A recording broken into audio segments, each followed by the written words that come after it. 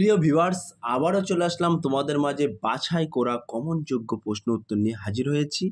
যে সকল প্রার্থীরা West Bengal police constable, KP constable, RPF constable all competitive এক্সামের জন্য প্রিপারেশন নিচ্ছেন, তাদের ক্ষেত্রে আজকের এই ভিডিওটি ভেরি মোস্ট ইম্পর্টেন্ট হতে চলেছে।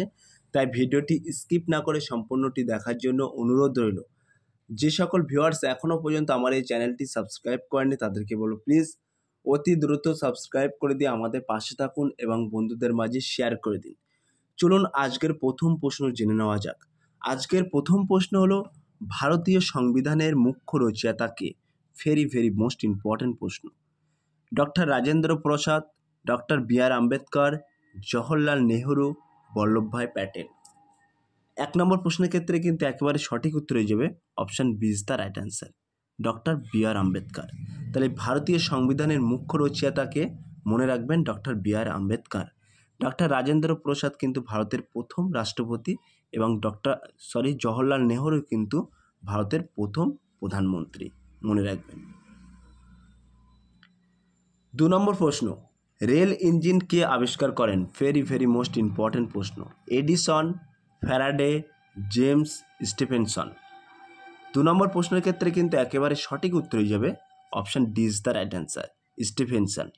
তাহলে রেল ইঞ্জিন কে আবিষ্কার করেন? মনে রাখবেন স্টিফেনসন। 3 নম্বর প্রশ্ন, পলাশির যুদ্ধ কবে হয়? 23শে মার্চ 1957 সালে, 23শে এপ্রিল 1957 সালে, 23শে মে 1957 সালে, 23শে জুন 1957 সালে। 3 নম্বর প্রশ্নের ক্ষেত্রে কিন্তু একেবারে সঠিক উত্তর হয়ে যাবে option D is the right answer, 23শে জুন 1957 সালে। 4 নম্বর প্রশ্ন, শ্রী চৈতন্যদেব গয়ায় কার কাছে দীক্ষা নেন? কেশব ভারতী, কবির, ঈশ্বরপুরী, উপরের কোনোটি নয়। 4 নম্বর প্রশ্নের ক্ষেত্রে কিন্তু একেবারে সঠিক উত্তর হয়ে যাবে option C is the right answer, Ishwar Puri.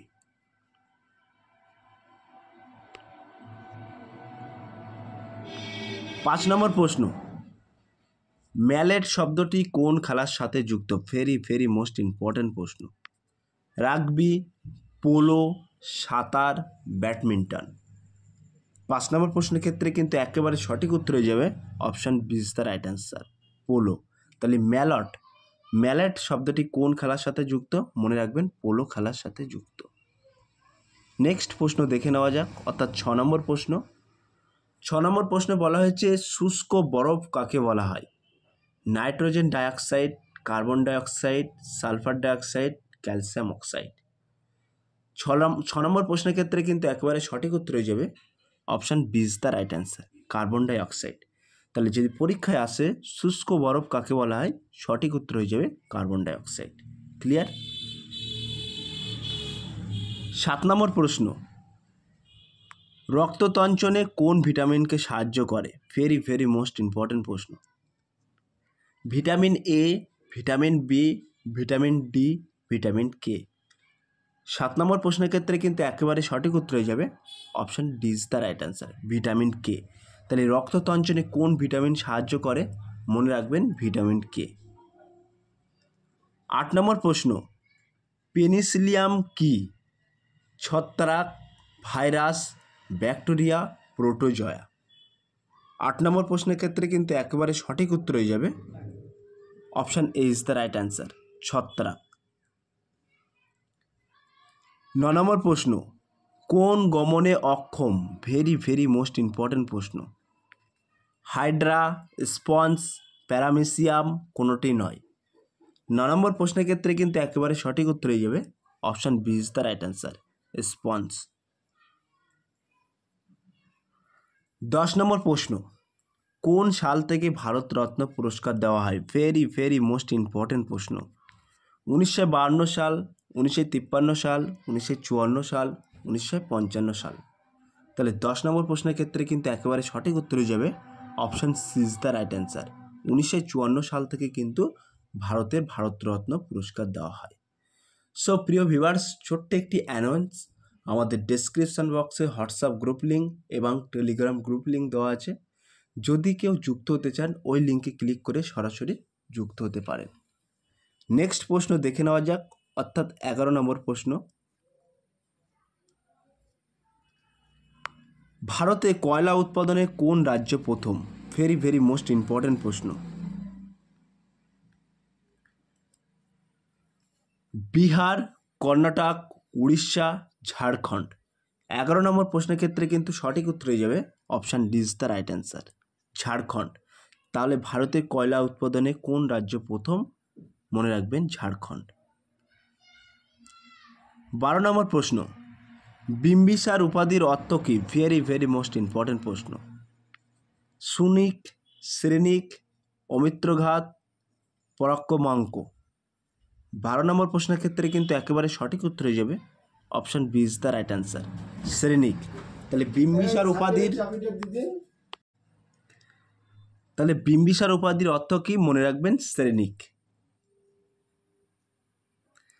13 নম্বর প্রশ্ন, ভারতীয় জরুরি অবস্থা ঘোষণার বিধান কোন ধারায় বর্ণিত আছে? ভেরি ভেরি মোস্ট ইম্পর্টেন্ট প্রশ্ন।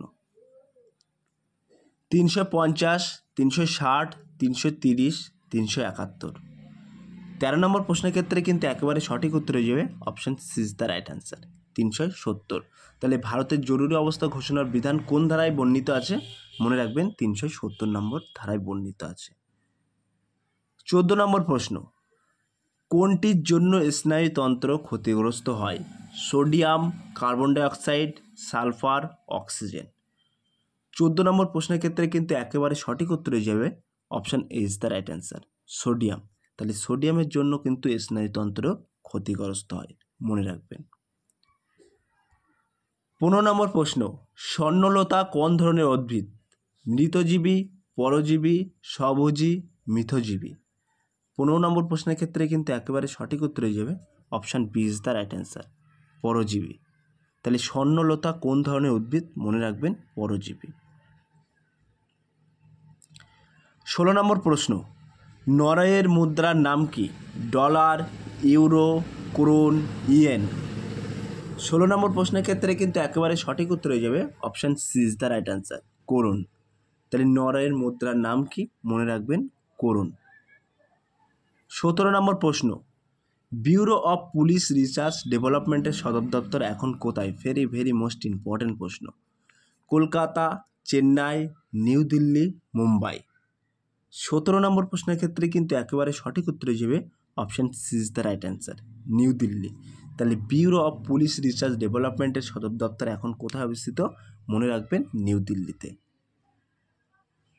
18 নম্বর প্রশ্ন, ইনস্টিটিউট অফ অ্যাডভান্স ভাইরোলজি কোন রাজ্যে অবস্থিত?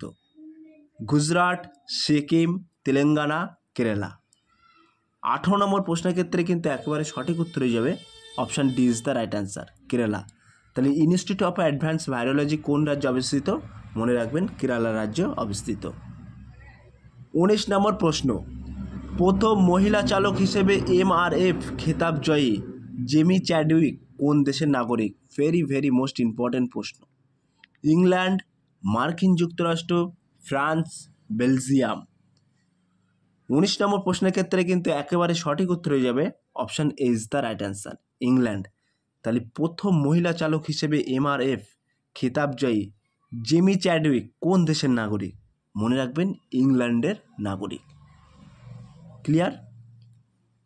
20 নম্বর প্রশ্ন, অর্থাৎ আজকের লাস্ট প্রশ্ন, কোন ভারতীয় ঐতিহাসিক 2019 সালে ড্যান ডেভিড পুরস্কার জিতেছেন? ভেরি ভেরি মোস্ট ইম্পর্টেন্ট প্রশ্ন। ইরফান হাবিব, সুমিত সরকার, MGS নারায়ণ, সঞ্জয় সুব্রমণিয়াম। সো প্রিয় ভিউয়ার্স, এই প্রশ্নটি তোমাদের জন্য হোমওয়ার্ক থাকলো। তোমরা সঠিক উত্তরটি বেছে নিয়ে কমেন্ট সেকশন বক্সের মাধ্যমে কমেন্টের মাধ্যমে জানিয়ে দিও। সো প্রিয় ভিউয়ার্স, এই ছিল আজকের টপিক ভিডিওটি। যদি ভিডিওটি ভালো লেগে থাকে প্লিজ লাইক, কমেন্ট এবং শেয়ার করে দিন বন্ধুদের মাঝে। ফিরে আসছে আগামী দিনে তোমাদের জন্য নতুন একটি টপিক ভিডিও নিয়ে।